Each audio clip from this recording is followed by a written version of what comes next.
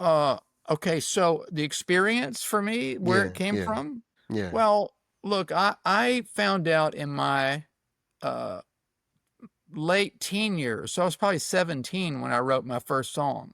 And so I've been writing songs for more than 50 years, and making the occasional record and all of that stuff. And at one point, Welcome back to Relatable Wisdom, the podcast where everyday people share the quotes that shaped how they see life, helping us all to find a little more clarity in our daily journey. Today's guest is Dennis Welch, a storyteller at heart who's been writing songs for decades. At 69, Dennis is in the middle of what he calls his own musical renaissance, meaning that our best chapters might be the ones we haven't written yet. Let's step into Dennis' world and hear the words that have guided him through his beautiful season of creativity and discovery.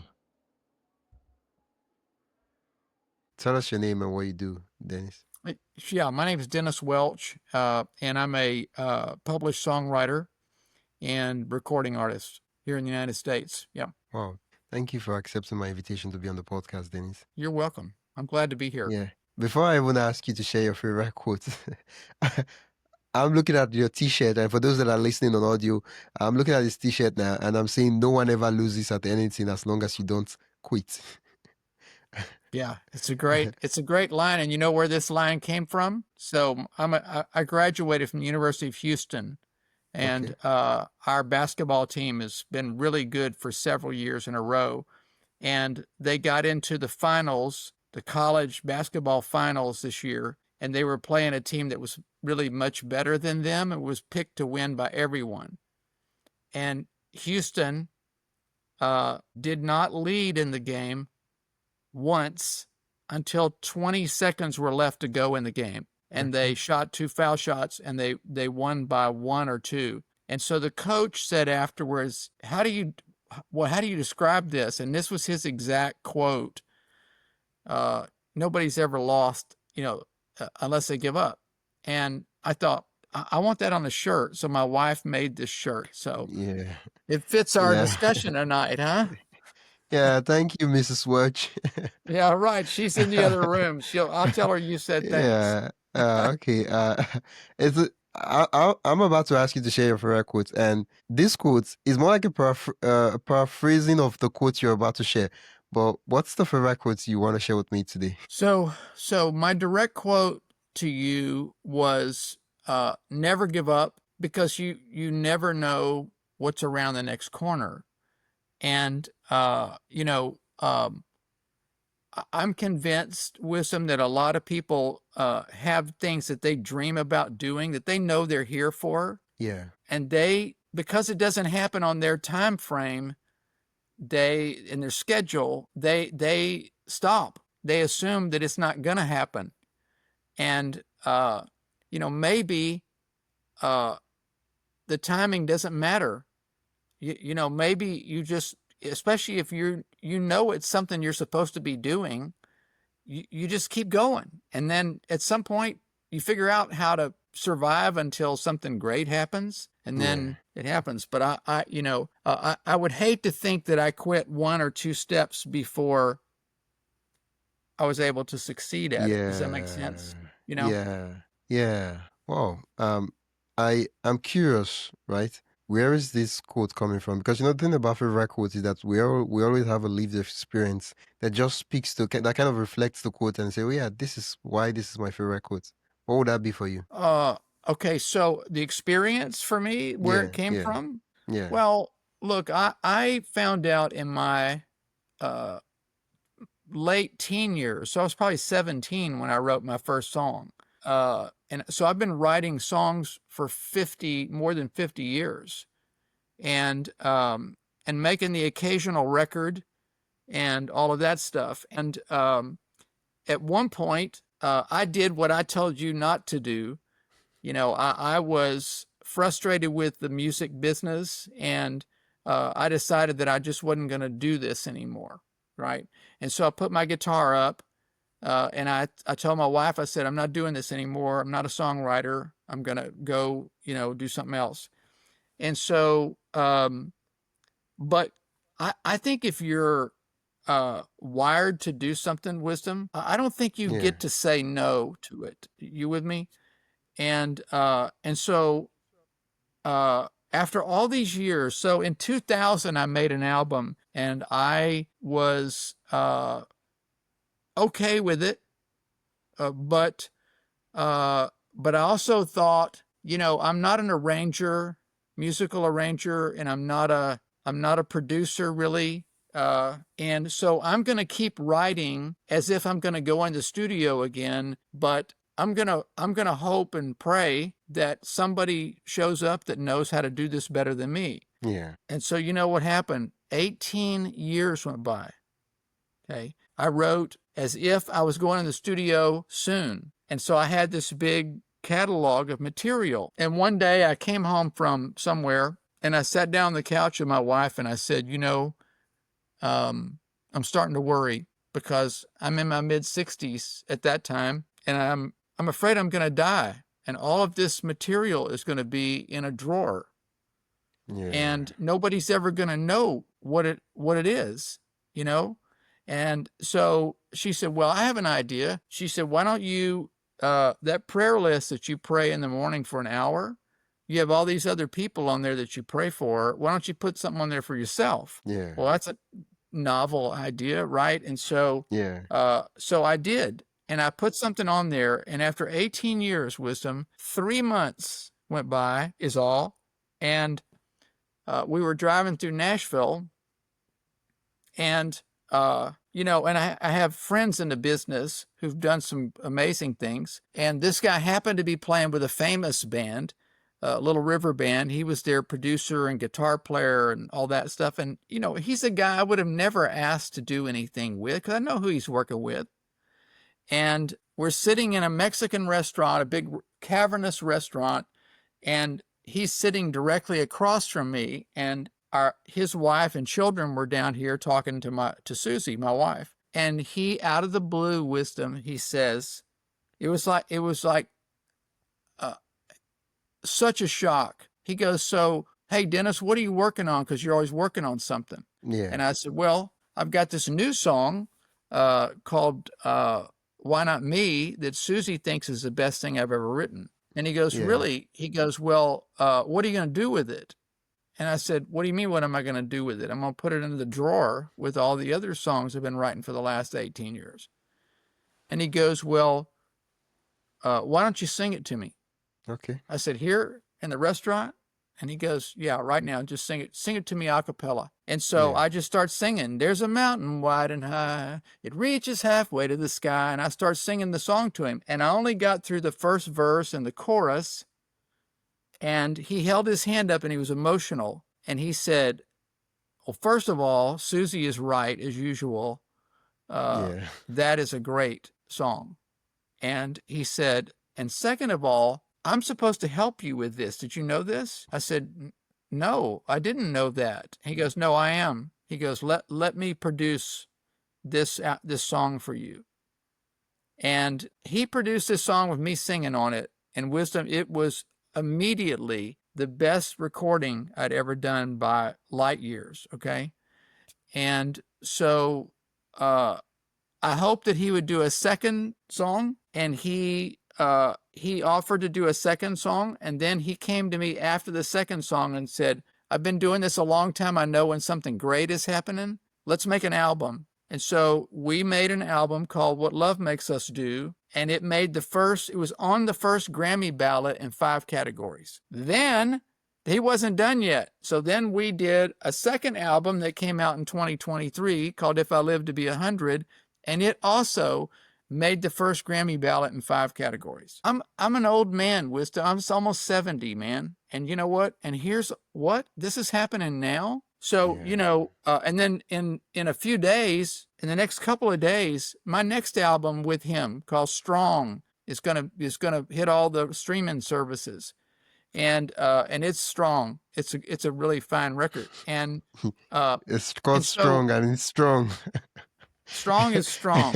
Yeah. No pun intended.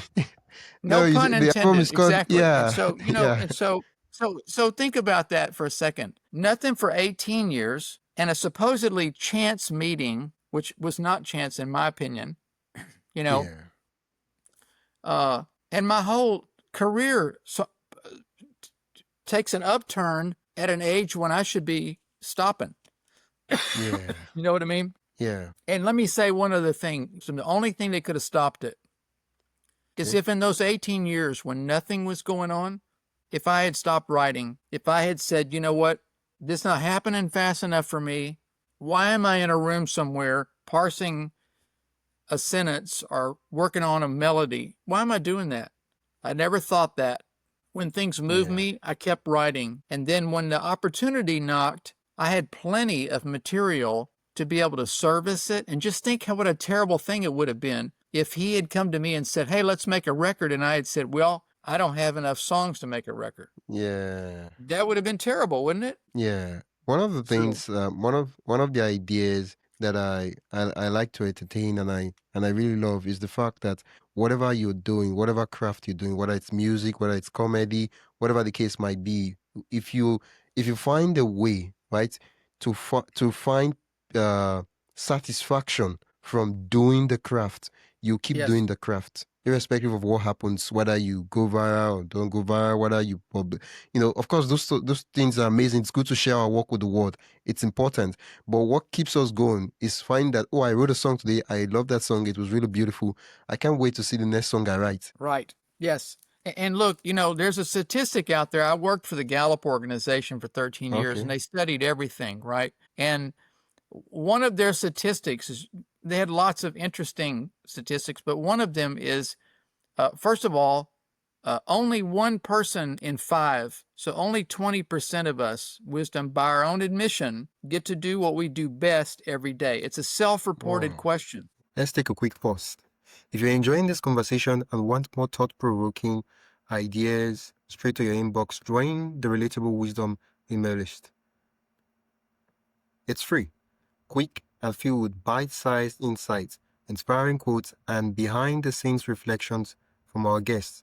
Just head to relatablewisdom.com/join. That is relatablewisdom.com/join. Or tap the link in the show notes. And hey, subscribing to the podcast helps more than you think, and it's free. So if you haven't already, hit that follow button wherever you're listening. All right, let's get back to the conversation. 80% of people do not get to do what they do best every day by their own admission. So that means that people like me I'm in the 20%. I get to do a couple of things that I love, and you are clearly doing that. Why would you be up in the middle of the night talking to me? It's, Yeah. and so for people like us, the definition of success is not the same as it is for other people. Yeah. Because you know what? The definition of success for me is just what you said. It's doing it. It's the doing of it. It's not the numbers. I've written a couple of books and people say, were they bestsellers? Well, what do you care if they were bestsellers, right? Yeah. These were important to me enough to spend, a lot of time in a room writing these books and then publishing them. And so the reason that we have kind of a skewed version of success is because of what you said. Most people, if 80% of us are just doing stuff, then the only thing you have in that situation, all you have are the numbers. You don't have any joy that comes from, wow, did you hear that? Did you see that? And I think people who, I feel really blessed, and I'm sure you do too, to be doing, to stumble over what it is that you're here for, So anyway, I'm curious, right? And I don't even know if you would have that stats, but I'm just curious, right? Of those 80% that are not doing the things that they want to do, right? What do you think are some of the reasons why they're not doing it? Because I mean, did they happen to share it in the stats? well, look, I think there are a lot. I don't have data for this. Okay, Okay, okay, okay. I'm just saying, but this is Yeah, my observation. So, first of all, most of us don't know ourselves. We sort of co-opt somebody else's version of success or their life, and we go, wow, wouldn't it be cool to be and you fill in the blank. But maybe what that guy's doing or that person's doing is not what you should be doing. And so, yeah, but you can't know that unless you know yourself. and know the things that you are pretty sure you're not going to do. I'm never going to be able to do that. Okay. Yeah. And then here's the other problem right here. Okay. You know what? Ooh. So I did a book. I'm a book publicist too. I own a book publicity company. And so I did a book a few years ago for the CEO of Campbell Soup called Touch Points. And he had a statistic in there. And remember, this was 2010. This is 15 years ago. So the numbers are worse now. Okay. The average knowledge worker in the United States is interrupted every 11 minutes by some form of communication. 11 minutes. Wow. And you know what? And because it's 11 minutes, Wisdom, you know what we do? We check twice during that 11 minutes. So we're actually interrupted every 4 minutes. That was 15 years ago. 15 years ago. So before the devices became cooler and they were interesting apps, now they are way, way more interesting than 15 years ago. And so think about it. Can I ask how old you are? 25. 25. So you know what? So you've never not known carrying one of these things around, right? Well, you have a lot of incoming, Wisdom. You do. And unless you manage the incoming and force yourself into some quiet time to be able to go, man, what is going on? What do I really want to do? And how do I get there? If you don't do that, then you know what you do? You go and you join the 80% and you just go to some job every day. And so what happens is you also trick yourself. You say, you know what? I'll do this crappy job every day for 40, 50 years, and then I'll retire, and then I'll do something that I really want to do, right? And that is a huge mistake. Because you only have one life, man. And you know what? And here you are doing something that every day that you're either miserable at or you're average at. Why not do something you're great at, right? Yeah. Yeah. The thing is, it's not even that people say 40, 50 years. It's more like, oh, let me just stay on the job for one more year, right? 1 more year becomes 5 years. 1 more year becomes 10 years. I'm like, oh, I'm running this job for 10 years. If I just stay 15 years, I'll get promoted. And it's sort of starting from fresh. And then, 40 years, 30 years is gone and they're retired. And they're like, okay, yeah.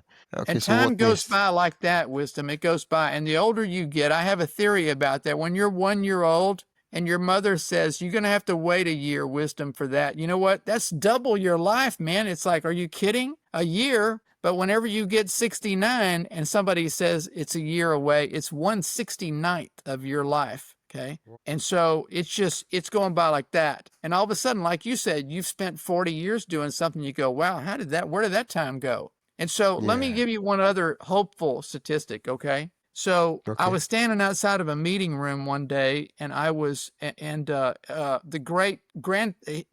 grandfather of positive psychology. He invented the Strengths Finder. His name is Don Clifton. He was an amazing man, and he was about 80 at the time. And we were standing outside of a meeting room, and all of a sudden everybody went in, and it was just me and him. And I said, hey, Don, you know what? It's just me and you. And I said, so why don't you tell me the most profound thing you can tell me in 2 minutes? And here's what he said. He got a big smile on his face, Wisdom, and he held up his index finger like this. He said, Dennis, every single person on the planet, and I mean every single person, the guy that parks your car, the guy sleeping on the park bench, every person can do at least one thing better than 10,000 other people. And he said, you know what, though? That's the good news. The bad news is most people don't have any idea what that one thing is. And I thought, you know what, and here's the problem. To find out what that one thing is, you got to be willing to try some stuff. You got to fail. And we don't want to fail. Well, I failed at a lot of stuff before I found out that, you know what, in my heart, I'm a word guy. That's what I really am. And I'm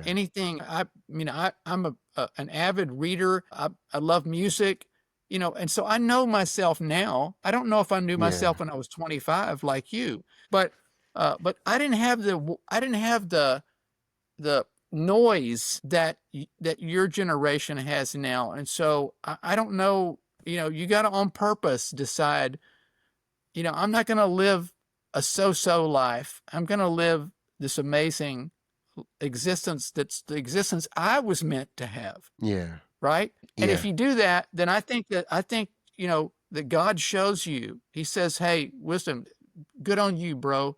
you know what? I will help. I will send the right people to you and the right resources and stuff. And then, I mean, look, I've had, I'm probably not answering your question, but I'll just tell you this. One of the things, the most amazing thing to me, Wisdom, is that in my life, and I've taken some statistics courses, okay? I have 2 business degrees. And so I know about probabilities and stuff, right? The chances that in my life, all of the people that I needed, the connections, the brains, how smart they were, their talent, everything showed up exactly when I needed it over and over and over again through my whole life until even this very moment, this day. You know what? I don't think that's an accident. But here's why that happened. Because I figured out what I'm here for. And I just said, you know what? Damn the torpedoes. We're going to go forward and see how this works. And you know what? And the way it works is other people come around you and they say, Wisdom, let me help you. Right? So anyway. It's the thing that I see a lot of young people say is that, oh, I don't know what I'm supposed to be doing. And I ask them, okay, what have you tried? And they're like, oh, nothing. And I'm like, you're supposed to try all things. It's just like what's this poet, Robert Frost, The Road Not Taken. One of the things most people forget is that Robert Frost was actually on a journey. Okay, the guy in the poem was actually on a journey walking, and then he saw 2 roads and he decided, okay, this one is the one I'm going to take. So most persons, because of the phone, the noise and everything, they're not actually trying things. They're not trying art, they're not trying music, they're not trying anything. And so they're like, oh, I don't know what is for me. And like, how do you know if something is for you if you're not trying things out and finding? Right. And you know what? And look, I tried a lot of stuff that didn't work. I can hardly remember that, Wisdom. I can hardly remember those things that didn't work because I've had a prolonged period in my life now where everything kind of has really worked well. But it didn't happen overnight. It didn't happen on my timetable. And it certainly wouldn't have happened, as you say, if I had not tried some stuff and gone out there and went, wow, that is terrible. Let me see. This clearly isn't what I'm supposed to be doing. So I won't do this anymore. I'll try this over here. And, and I don't know how it is where you live, but in the United States, there's this script. You go to college and you become a lawyer and it's all laid out for you, and it doesn't give you a chance to go. I mean, look, I passed a law exam back in the day. Somebody said, hey, we need a music lawyer, and you'd be great, and we'll pay for you to go to law school. And I passed the law exam, Wisdom, but you know what? I got in there after I passed it. I started thinking about what lawyers do, and I thought, you know what? I'm not going to be any good at this. And I walked away. Though our conversation with Dennis Welch had to end sooner than planned, his story and his music are far from over. You can connect with Dennis, explore his albums, and follow his upcoming tour at denniswelchmusic.com. That's once again denniswelchmusic.com. I'll put the link in the description and show notes, and you can also find him on Facebook, YouTube, and LinkedIn. Go listen, get inspired, and remember, it's never too late to chase your dream. Thank you so much, Dennis, for such an amazing and inspiring episode. You have been listening to Relatable Wisdom, where every story, quote, and insight helps you see life a little differently. If you enjoyed today's episode, follow the show on your favorite podcast app and share it with someone who would love the conversation. For more inspiring voices and timeless wisdom, visit www.relatablewisdom.com. Until next time, keep living, learning, and collecting the wisdom that matters most to you.